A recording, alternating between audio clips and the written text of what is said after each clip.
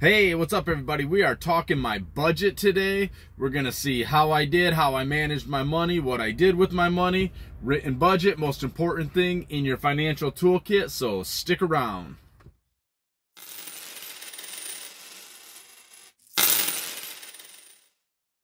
Hey, what's up everybody? This is Leroy and welcome to my channel, 40 and Broke, where we're all about getting out of debt, saving, investing, and getting our finances under control so we can live the life we've always dreamed of.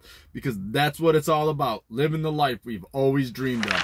So I'm here at work. As you can see, this is not my normal truck. I get to be in a sleeper cab today. Woohoo! I'm in the big boy truck. So what I say, we're doing my budget, written budget. Most important thing you can do to get your finances under control right here. It's a written budget. So what do we have going on? $2,000. That was my budget. That was my paycheck. 2 weeks. $2,000. I get paid bi-weekly. So right off the bat, boom, the wife got $700 like normal. Every paycheck she gets $700 and puts me at 13. My mortgage is $700, and cut that in half. That's $350. So I sent $350 to my mortgage.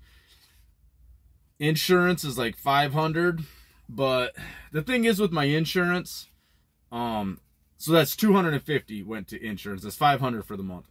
But the thing is with insurance, I pay my insurance, which is my truck, my car, and the camper, the fifth wheel camper, and that comes out to $190.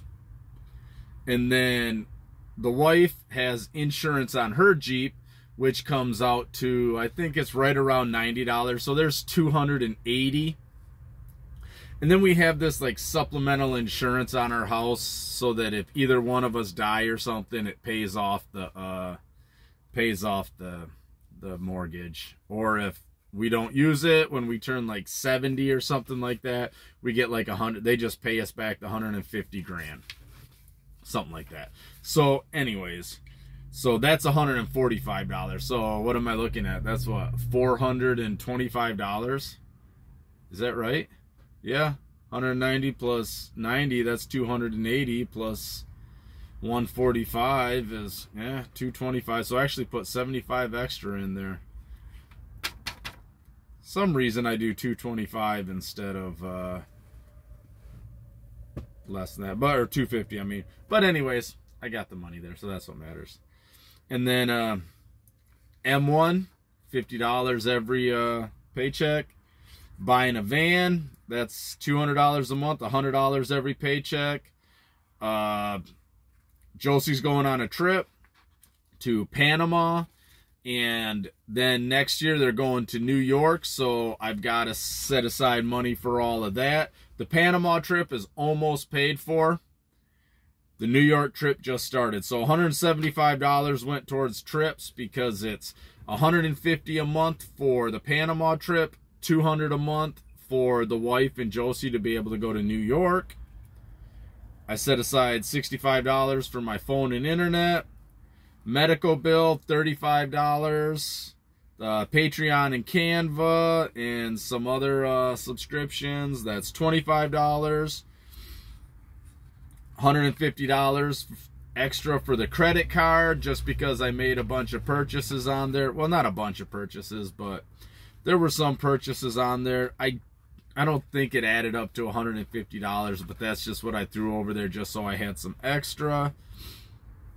And that, once, if you've been paying attention since I haven't said anything, that means I have added up $1,200 out of the $1,300. I had some side hustle money that I didn't transfer everywhere it was supposed to go.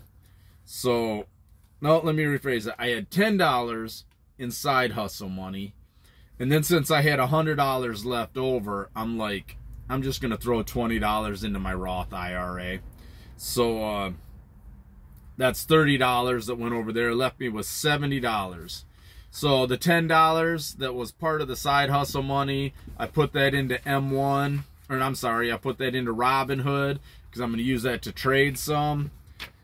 Try to go towards that 1 million mark. And then, like I said, the other 20 for that 30 was the Roth IRA. And there was something else. Oh, some of the credit card stuff. We had a cattle show at the end of April. So I had a little bit of spending on there. You'll see that when I do my expense tracking. But that was crazy. I wish I would have had my camera, because, or I would wish I'd been videotaping it, because my steer, well, my steer, it's not my steer, my daughter's steer, she has 2 steers. So the one steer that's usually like, he's the one that we thought was going to be the most trouble, because he's kind of standoffish. He doesn't like doing anything. He's like, no. You know, he'll stay away from you. Everything he does under protest. Like when you're walking him, he's just constantly gritting his teeth, just grinding his teeth, and it's loud. And so you'll have to pull his halter, and he's just grinding his teeth the whole time. You know, he's just swishing his tail. He's not happy. You'll try to give him a treat, and he'll just refuse the treat because he's so mad at you. And so he goes through the scale, because you got to weigh them so you know how much they weigh, so you know what class they're in. So he goes through the scale just fine. And I'm like, okay. I go to take the other one through the scale, get him pulled into the scale. I'm going to walk. I don't even go to walk out. He keeps walking because there's, you know, the back's open and the front's open. He keeps walking, pushes right out past me, gets loose, so he's out in the arena loose, but he just ran probably 15, 20 feet away from me and then stopped.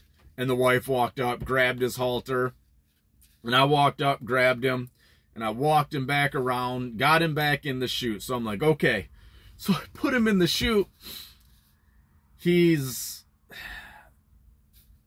kind of reminds me of one of the, we had another cow that if she was mad, she'd just flop down, just poof, just lay right down on the ground. She was not getting up.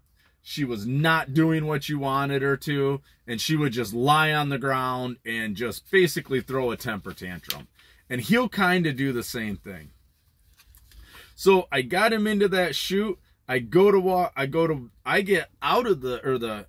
into the on the scale, which is kind of like a chute, and then I go to walk out.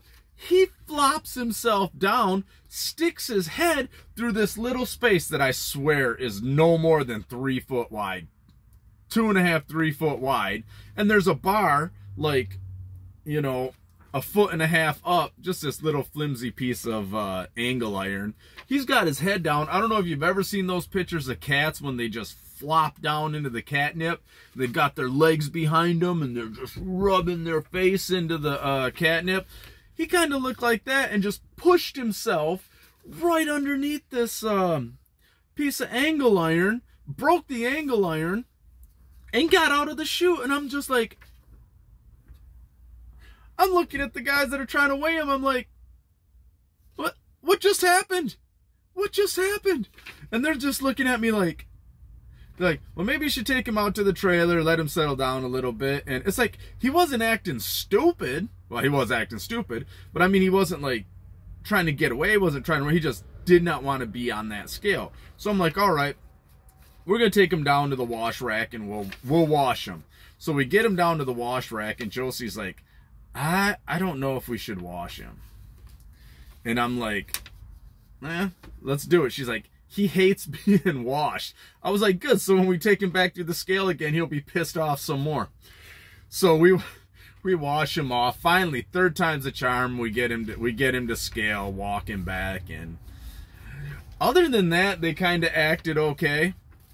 Like I said, the one that we thought was gonna act up, he was fine. This one, finally, we go back. It's towards the end of the day when Josie's about to show him. So we take both the steers down. Well, we're coming into the barn. The one steer you know, at first he stops. He does not want to go into the barn. He's not. I'm trying to pull him. He's stopped. He's not wanting to go in. I'm like, what the heck? So we bring the other steer in. We're like, oh, maybe he'll follow him. So he goes walking in, and then something spooked him a little bit because there's activity. You know, there's activity going around all around you. And he's trying to pull away from me, and I'm yanking him back, and my wife's grabbing him, and she's pulling on the halter at the same time. So I get him over to, there's like a board there. And I just tie him to the board, and I'm sitting there and I'm petting him, and he's just mooing like crazy. Now he's all mad because his buddy's gone and he wants to be by his buddy. And I'm like, dude, you did this to yourself. You brought this upon yourself, man. Don't get mad at me. Don't get mad at me because of your actions. And he don't care. He didn't care. My chastisement meant nothing to him. So, but then, so Josie takes him into the ring, and the first one, they do their thing, and she gets dead last. And she's like, whatever, she, you know, dead last. And so she comes back out, she grabs the other one. At first I was gonna be like, it's up to her if she wants to take him in the ring just because of the way he's acting. But she took the halter off him, took him in there, and so she's walking him, you know, they're walking around the ring, and basically, maybe one of these days I'll video a cattle show, you know, so that you can see what happens when they're in the ring. They're walking around, they got to set them up, and they do stuff like that. But, so, and then a judge looks at him and he says, this is what I like about your steer, this is what I don't like about your steer.